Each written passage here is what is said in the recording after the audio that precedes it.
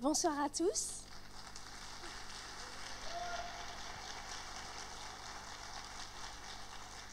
Je suis très contente d'être là ce soir. Donc, je m'appelle Sabrina, j'ai 30 ans et je suis atteinte de la mucoviscidose.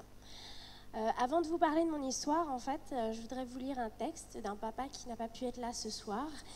Il est papa d'une jeune femme et donc, à travers ce texte, je voudrais vous raconter ce qu'il a écrit.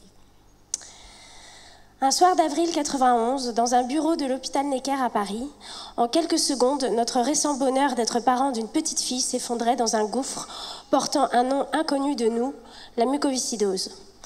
En ces temps où Internet n'existait pas, les informations sur cette maladie étaient rares et peu optimistes. Je me souviens d'un article affirmant que peu d'enfants atteignaient l'âge adulte. Cette petite fille, Laura, a maintenant 20 ans. Elle a, et nous aussi, ses parents, appris à vivre avec cette maladie. De plus en plus encombrante, de plus en plus contraignante, limitée les premières années et quelques cachets, et une seule séance de kiné par jour. Les soins sont devenus envahissants. 2 séances de kiné par jour, 1, puis 3 aérosols par jour, de nombreuses cures antibiotiques par perfusion, puis depuis quelques mois, de l'oxygène. D'abord la nuit, puis le jour. Puis il y a toutes ces petites choses quotidiennes qui ramènent à la maladie. Renoncer à faire du sport, trouver un appartement avec un ascenseur, sortir avec sa bouteille d'oxygène et limiter la durée des sorties. Il y a un peu plus d'1 an, les médecins nous ont parlé de la greffe. Laura a passé de nombreux examens préalables. Nous avons eu des entretiens avec les médecins, avec les psychologues de l'hôpital. L'idée de la greffe a été alors acceptée. Puis nous avons trouvé le temps long. La contrainte de l'opération cédant à la place de la crainte de ne pas trouver de donneur à temps. Le jeudi 24 mars, Laura recevait confirmation de son inscription sur liste d'attente. Et le dimanche 27, 3 jours après, l'hôpital l'appelait pour un greffon qui était disponible.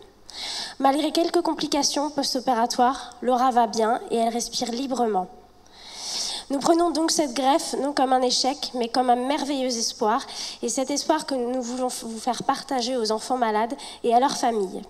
C'est comme une renaissance, preuve en est, Laura nous a avoué ne pas avoir eu peur dans l'ambulance, l'emmenant à 180 km/h de Lille à l'hôpital Foch à Suresnes, où elle a été greffée. Elle était même contente. Et puis, Laura est née un 28 octobre, et elle a été greffée un 28 mars. Voilà, merci à tous, et voilà pour ce papa qui s'appelle Bruno Pierlet.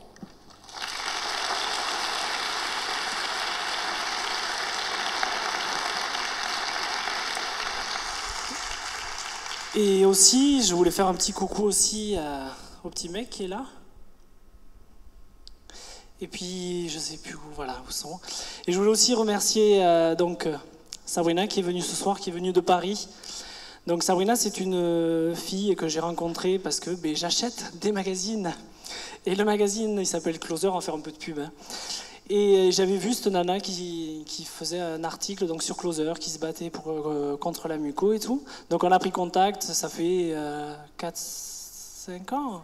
5 ans qu'on discute maintenant ensemble sur Facebook. C'est la première fois qu'on se rencontre en chair et en os. Et si je ne me trompe pas, tu me le dis. Mais je pense que donc, Sabrina a été greffée donc, il y a 3 ans et tu as été appelée en direct un soir de Star Academy, c'est ça?